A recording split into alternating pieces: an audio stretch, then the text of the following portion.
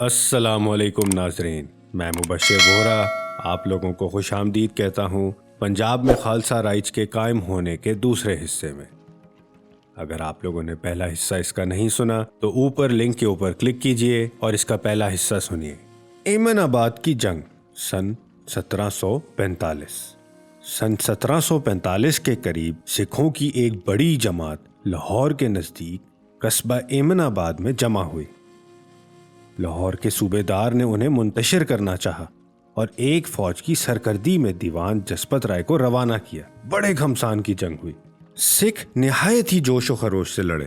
ایک منچلا سکھ نوجوان دیوان کے ہاتھی کی دم پکڑ کر اوپر چڑھ گیا اور تلوار کا ایک ایسا ہاتھ مارا کہ دیوان کا سر تن سے جدا کر دیا۔ سر اٹھا کر نیچے چھلانگ مار دی اور دوڑ گیا۔ یہ دیکھ کر دیوان کی فوج کے پاؤں اکھڑ گئے اور وہ میدان سے بھاگ نکلی۔ جسپت رائے کے قتل کی خبر سن کر اس کے بھائی دیوان لکھپت رائے کے غصے کی انتہا نہ رہی اور وہ ایک جرار فوج لے کر سکھوں پر حملہ آور ہوا۔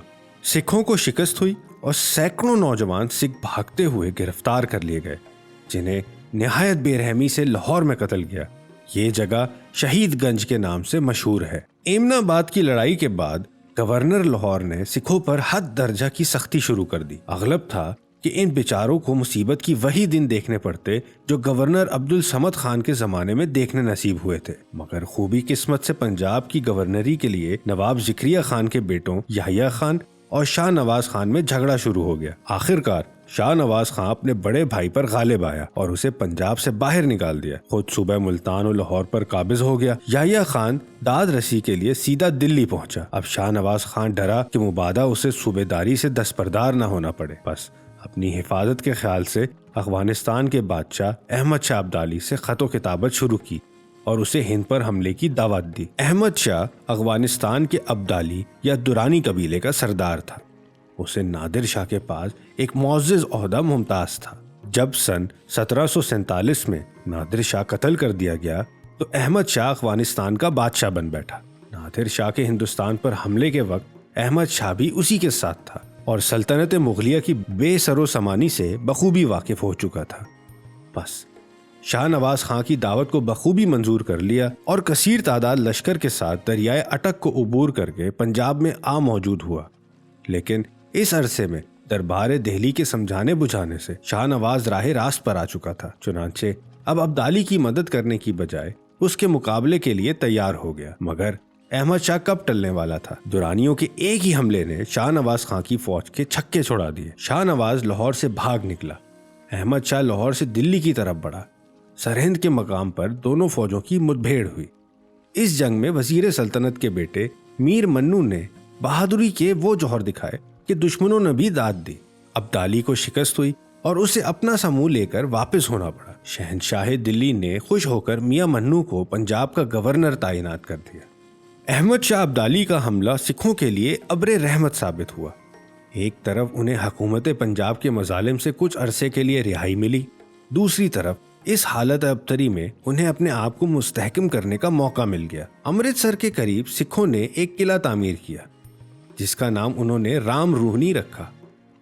اسی اثنا میں سکھوں کی ایک زبردست جرنیل سردار جسا سنگھ کلا نے مختلف سکھ جتھوں کو ایک ہی نظام میں گانٹھ دیا، جن کو ملا کر اس نے ایک فوج تیار کر لی۔ اس کا نام دل خالصہ رکھا۔ یہ سکھوں کی سب سے پہلی باقاعدہ سپاہ تھی۔ وہ ایک جرنیل کے ماتحت تھے۔ نواب میر منو، جن کا اصلی نام معین الملک تھا، نے جب اپنی صوبے داری کو مستحکم کر لیا تو سکھوں کی طرف متوجہ ہوئی۔ اس نے پنجاب کو مستحکم بنانے کے لیے سخت گیری کی پالیسی اختیار، مگر سکھوں کی خوش قسمتی سے احمد شاہ ابدالی نے ہند پر دوبارہ حملہ کیا۔ اس دفعہ میر منو نے شاہ کی اطاعت قبول کر لی اور گجرات، سیالکوٹ، پسرور وغیرہ اضلاع کے کل آمدنی بطور خراج دینی منظور کی۔ احمد شاہ واپس افغانستان چلا گیا۔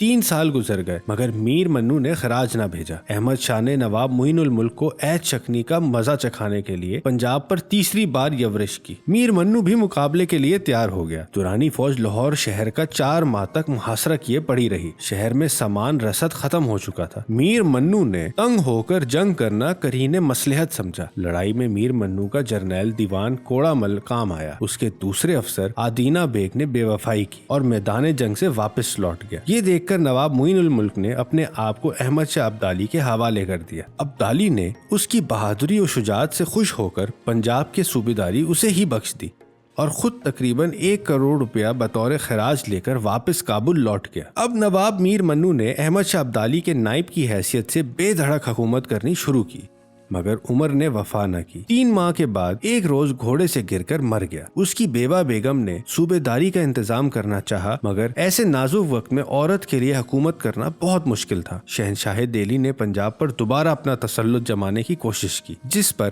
احمد شاہ ابدالی نے جھنجھلا کر چوتھی بار سن 1755 کے شروع میں ہند پر حملہ کیا۔ اپنے بیٹے شہزادہ تیمور کو لاہور کا صوبیدار مقرر کیا اور خود دہلی کی طرف بڑھا۔ سرحد پر قبضہ کر کے دہلی پہنچا، شہر کو دل کھول کر لوٹا۔ نجیب الدولہ خان روہیلا کو دربار دہلی میں بطور اپنے وکیل کے چھوڑ کر واپس لوٹا۔ احمد شاہ ابدالی کے پے در پے حملوں کا یہ نتیجہ ہوا کہ پنجاب میں سخت بد نظمی پھیل گئی۔ اب پنجاب میں کوئی ایسی مستقل حکومت نہ تھی جو یہ ابتری دور کر سکتی۔ چنانچہ سکھ جتھے دار ایسے نادر موقع سے فائدہ مند ہونے میں کہاں کوتاہی کرنے والے تھے۔ انہوں نے اپنی طاقت کو کئی گنا زیادہ کر لیا تھا۔ ان کی باقاعدہ فوج یعنی دل خالصہ بن چکی تھی۔ ان میں 20 نامی سپہ سالار پیدا ہو چکے تھے۔ شہزادہ تیمور معمولی حاکم تھا جس کا دبانا سکھوں کے بائیں ہاتھ کا کام تھا۔ جو ہی تیمور نے سکھوں کے مقدس مقام امرتسر اور ان کے قلعے رام رونی پر حملہ کیا، سکھ ہزاروں کی تعداد میں جمع ہو گئے اور اکال اکال کے نعرے مارتے ہوئے دشمن پر ٹوٹ پڑے۔ سکھ بے ترتیب لڑائی کے طریقوں میں ماہر تھے۔